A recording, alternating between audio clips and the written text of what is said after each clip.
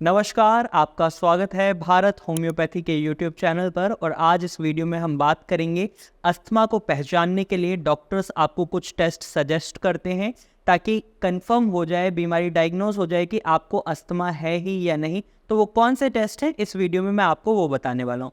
अगर आप गले में बहुत ज़्यादा खराश, बलगम महसूस कर रहे हैं, चेस्ट में बहुत ज़्यादा जकड़न महसूस कर रहे हैं, जब सांस लेते हैं तो वीजिंग साउंड आती है, गड़गड़ाहट की आवाज़ आती है, या फिर आपको सांस लेने में बहुत ज़्यादा तकलीफ महसूस हो रही है, तो इसका मतलब है आपको अस्थमा हो सकता है। तो ऐसे में भी आपको इन टेस्टों को ज़रूर करा लेना चाहिए ताकि आपको पता चल जाए कि आप अस्थमा फेस कर रहे हैं या किसी और तरीके की कोई और दिक्कत फेस कर रहे हैं, और उसका इलाज सही समय पर शुरू करवाएं ताकि आप उसे जल्दी ठीक हो जाएं। तो चलिए वीडियो शुरू करते हैं और जानते हैं अस्थमा को पहचानने के लिए आपको कौन से टेस्ट कराने चाहिए। इसमें सबसे पहले टेस्ट होता है फीनो टेस्ट, यानी fractional exhaled nitric oxide test. इसके अंदर एक मशीन के द्वारा ये पता लगाया जाता है कि जब आप सांस छोड़ते हैं तो उसमें नाइट्रिक ऑक्साइड की मात्रा कितनी है। अगर नाइट्रिक ऑक्साइड की मात्रा ज़्यादा है तो इसका मतलब ये है जो आपके एयरवेज हैं, जहाँ से आप सांस ले रहे हैं, लंग्स हैं, उनमें सूजन आ चुकी है और इस वजह से आपको अस्थमा होने के चांसेस बढ़ जाते हैं। और इसी तरीके से दूसरा टेस्ट होता है स्पाइरोमीटर टेस्ट। इसके अंदर आपको एक मशीन के अंदर हवा छोड़नी होती है, ब्लो करना होता है, और बॉल्स ऊपर की तरफ जितना ज़्यादा उठती हैं, इसका मतलब ये होता है आपके जो एयरवेज हैं, आपके लंग्स हैं, हवा को बहुत अच्छे से कैरी कर पा रहे हैं। लेकिन अगर वो बॉल्स अच्छे से ऊपर नहीं उठ रही हैं तो इसका मतलब ये है आपकी लंग्स की जो एयर को होल्ड करने की पावर है वो कम होती जा रही है, और यहाँ पर भी आपको अस्थमा होने के चांसेस बताए जाते हैं। इसके बाद जो टेस्ट कराने के लिए कहा जाता है वो होता है पीक फ्लो टेस्ट।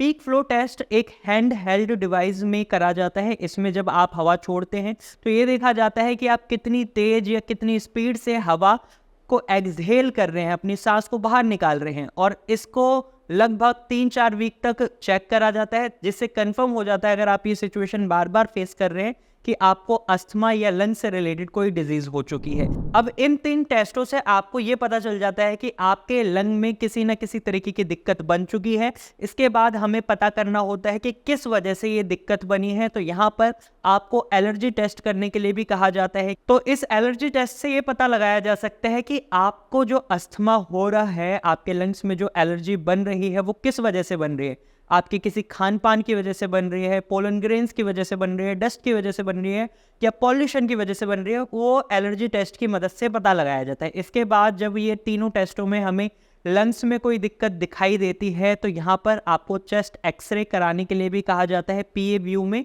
जिससे हमें पता लगता है कि आपके एयरवेज में सूजन तो नहीं है या उसके अंदर म्यूकस का फॉर्मेशन बहुत ज़्यादा तो नहीं हो गया है। इसके साथ साथ आपको आईजीए टेस्ट कराने के लिए बोला जा सकता है, फाइडिया टॉप टेस्ट कराने के लिए बोला जा सकता है। अगर आपके आईजीए लेवल बढ़े हुए हैं तो इसका मतलब ये है आपका इम्यून सिस्टम ओवर रिएक्टिव हो गया है। यहाँ पर अगर आपका फाइडिया टॉप टेस्ट बिल्कुल नॉर्मल है और आईजीई बढ़े हुए मिल रहे हैं तो यहाँ पर ये मतलब निकलता है कि जो आपका इम्यून सिस्टम है वो ओवर प्रोटेक्टिव हो गया है, जिसकी वजह से आपके एयरवेज में सूजन आई है।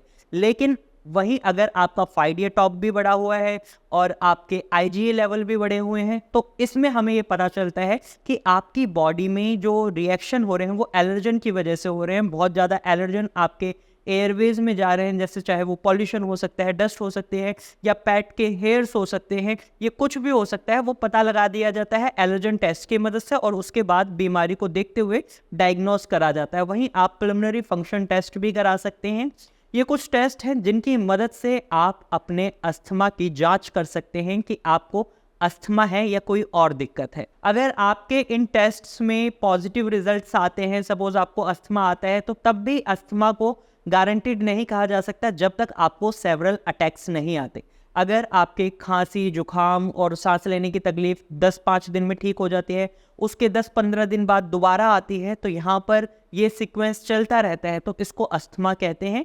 यानी जो सिम्टम्स हैं वो लगातार बने रहते हैं, तो इसे अस्थमा कहा जाता है, और इसे ठीक किया जा सकता है होम्योपैथिक मेडिसिन की मदद से, क्योंकि होम्योपैथिक मेडिसिन जड़ पर काम करती हैं। और भारत होम्योपैथी की हम बात करें तो यहाँ पर कस्टमाइज्ड मेडिसिन दी जाती हैं जो पेशेंट टू पेशेंट वेरी करती हैं। यहाँ पर पेशेंट के बिहेवियर और उनके शरीर में जो लक्षण दिखाई दे रहे हैं उनको देखते हुए और जो बीमारी का रूट कॉज होता है उस पर काम करने वाली दवाइयां दी जाती हैं, जिसकी वजह से रिजल्ट काफ़ी अच्छे देखने को मिलते हैं। अगर आप अस्थमा, दमा या फिर सांस से संबंधित किसी भी परेशानी को फेस कर रहे हैं तो दिक्कत की बात नहीं है, इसका इलाज संभव है। आप भारत होम्योपैथी की डॉक्टर की टीम से संपर्क कर सकते हैं। आप स्क्रीन पर दिए गए नंबर पर कॉल कर सकते हैं और भारत होम्योपैथी की डॉक्टर की टीम से एडवाइस ले सकते हैं। आज की वीडियो में सिर्फ इतना ही। अगर आपको ये जानकारी अच्छी लगी है तो इसे लाइक करें। साथ ही आप ऐसे ही इंफॉर्मेटिव वीडियोस और देखना चाहते हैं तो आप हमारे चैनल को सब्सक्राइब कर सकते हैं। और इसके बाद भी अगर आपके मन में कोई सवाल है या आप हमें कोई सजेशन देना चाहते हैं तो कमेंट के थ्रू आप अपना सवाल और सजेशन हमें बता सकते हैं। Thank you for watching.